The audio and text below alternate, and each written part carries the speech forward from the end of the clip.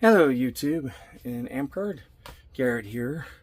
Another this week's edition of Thornwood Creations. So as promised, last week we did weapons. Now we need to put a nice new cover on our swords. So we're going to go ahead and cover how to do that. So first I like to start with a 1 yard square of fabric, just because you can make two, probably three depending on the size, three covers depending on the size of your sword. So that's pretty nice, so you can make extras. So we're going to go ahead and start here with this. So right now we just got our same tube of foam we used last time. Process is going to be the same. It doesn't matter if you have a round one or an octagon one. It's all going to be the same. So we're going to start with our fabric cloth tape here. Just flexible tape. If you don't have flexible tape, you can use string or lace, or really anything else that you can measure after you do there. So what we're going to do here is we're going to wrap it around the cord and we're going to measure it, and that looks at right about 9 inch. So then we're going to add a little bit of space to that because we got to make for a seam allowance, which is usually about a 1/2 inch. So I just happen to have pre-marked on mine because I do this a lot. So now that we have that, what we're going to do is just measure the. So I have some fabric here we're going to be making a cover with. I already trimmed off the thing. We're just going to mark it here. I'm going to take my a little chalk pen I like to use, and they come in different colors. So this one just happens to be white. Makes it a little, depending on what you're doing, it can be a little hard to see. But what we're going to do is we're just going to mark it. We're going to mark it in several places along the length of the fabric. So that way when we're done, all I'm going to do is use the ruler. So I'm going to use the ruler here. Let me just get this in. We're going to line that ruler up on the marks we made with the chalk lines. And now we get to cut it. There's a couple ways you can do this. Obviously, you can use scissors. If you use scissors, please use dedicated fabric scissors. Don't use paper scissors. They're not sharp enough. They don't cut well, and you're going to get really jagged edges. And never use cloth scissors on anything that isn't fabric. Trust me, it will destroy your scissors. However, on this one, I'm going to be using a roller wheel cutter. They're quick, easy. I like them. And we're just going to use the roller as the guide. And we're going to cut that off, as you can see, nice and easy. We're going to set that off to the side. Now, this plan does have a front and a back. So we're going to turn it inside out because we're going to sew along this stitch here. But we're not quite done yet because we got to measure the length of the sword, as well as now the end. We'll go ahead and cover the square, the top real quick. There's a couple of different ways to do this. There's definitely out there. I do not like to sew, so I am lazy. I like to use a round template. You can also use a pot, pan, any round piece, anything of similar, degree. We're just going to round that corner off. And we use the chalk line here. Or actually, let me flip that around. I'm going to flip it around because it's going to make it easier when I go to put this, line it up in the sewing machine.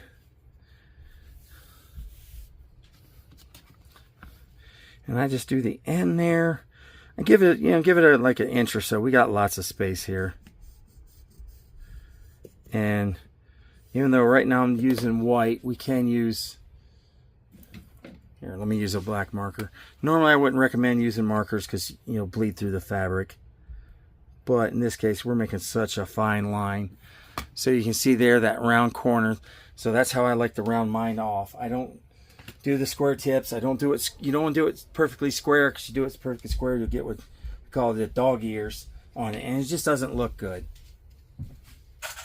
And then next, instead of using pins and needles and all that, I like to use fabric clips I know, hate me, but they're so much easier.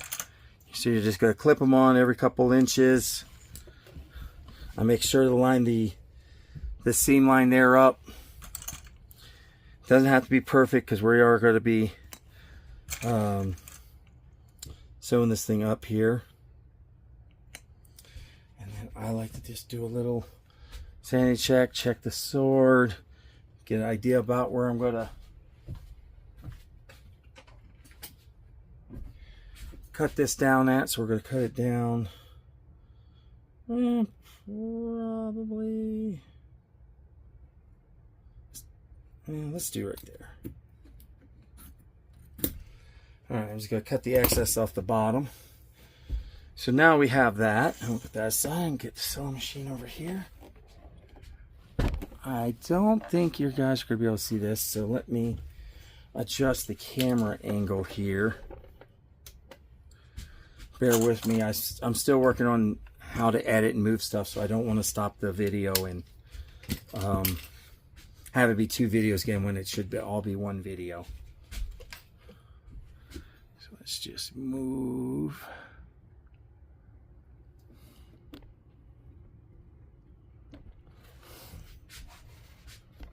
Okay, well, leaving off where we left off at, so we have the set there ready to go. I'm going to get over here. Now we're going to sew. I already have this set up. So in case you're curious, this is just a little magnetic thing. This is great. I like this because it lets me set it right where I want it. And then the fabric will... Oh man, I did do it wrong. So we're going to go ahead and lift this up. Come on. Normally I'd start at the bottom, but so we're going to go ahead and start at the top here. We're going to drop that in. We're going to follow the line.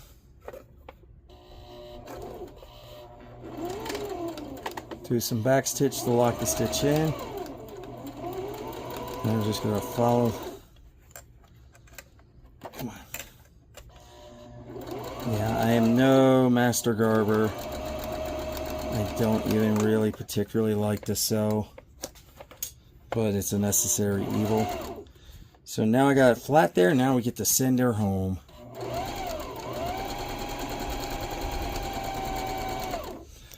And when it comes to sewing and pretty much anything, smooth is fast, fast is smooth.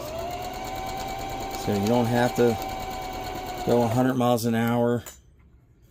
Just go as fast as you're comfortable that you can control the machine.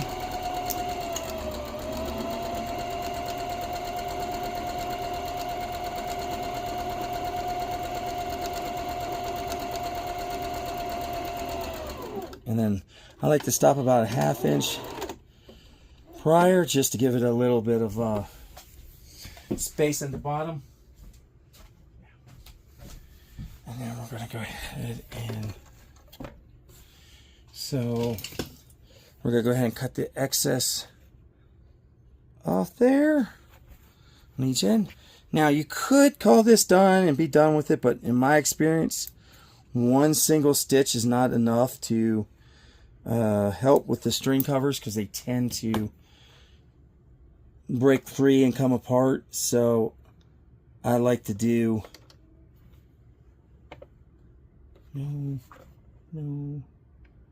This thing's fighting me. Come on, stop. This is why I don't like sewing. Just constant. It's always something.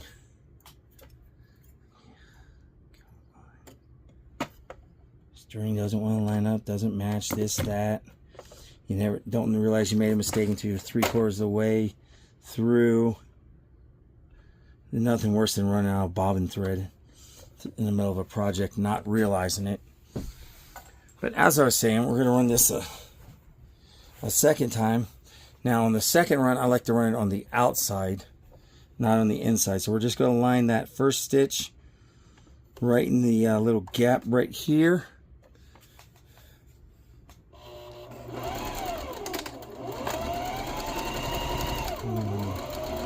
We got so fast we shake the camera.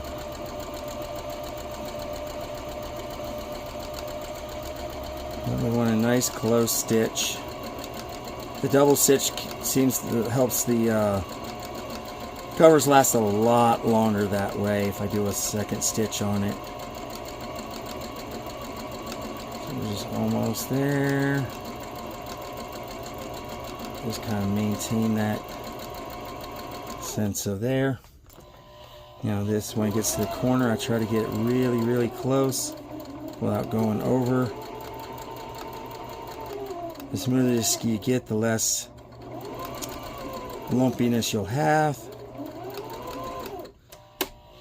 Back stitch that. All right. I always like to make sure my is at the very top, so that way it sets the there. We clip off the ends. Is it 100% necessary? No, but it's a good habit to have. So when you start making garb and stuff, especially for Dragon Masters and whatever else, you're going to want that. So now that we got that done, let me move that out of the way. We're just going to go ahead and trim the edge off a little bit. I like to, just reduces the bulk on the cover, making for a better form-fitting cover. So the cover should be snug, not skin tight. Shouldn't have to force it on, and you don't want it on so, and it shouldn't be super loose and sloppy. You want a nice snug fit so it looks good and uniform. So that's why we're going to trim off this excess there, around there.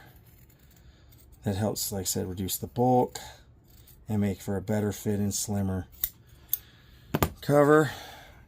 So now we got a nice trim, about 1/8 or so. We're going to turn it inside out.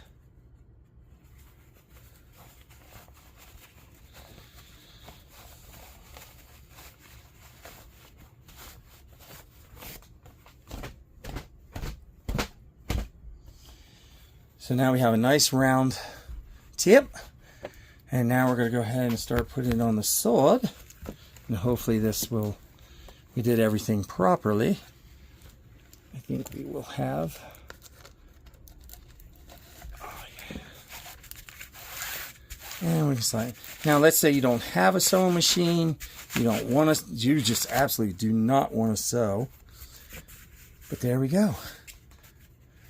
So the roundness gives you a little bit of a, a little bit of flat tip there, but it's very fast, quick. You don't have the dog ears on there, and there, and then all we got to do on the bottom is, if it's a little long on the bottom like this, if it's too long that you like, or you can just tape it down as is. You can always fold it up a little bit, and then we'll put some tape on it.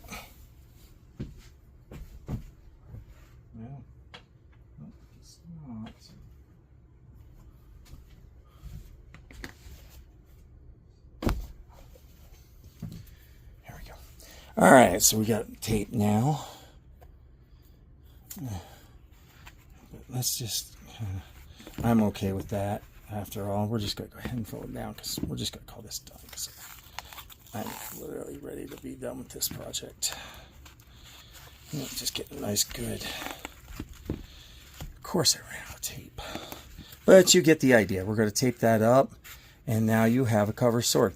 Now, like I was saying earlier, if you don't want to sew, can't sew, don't have a sewing machine, you can always go and get nylon stockings from like the ladies sections, some very thin socks, thicker socks and stuff like that, like long legs, knee-high socks, are a little heavy and a little bit overkill, they ask me, but totally 100% an option.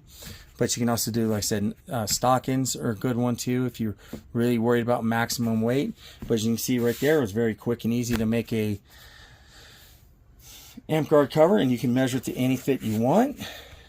And hopefully now that will work for you. I think the next future video we'll go ahead and kick off the leather series for a while. I might switch gears come this fall and start doing the archery series. that I've been wanting to do for quite a while. So you can always let me know, give me some feedback, see what you like to do. And in the meantime, stay crafty.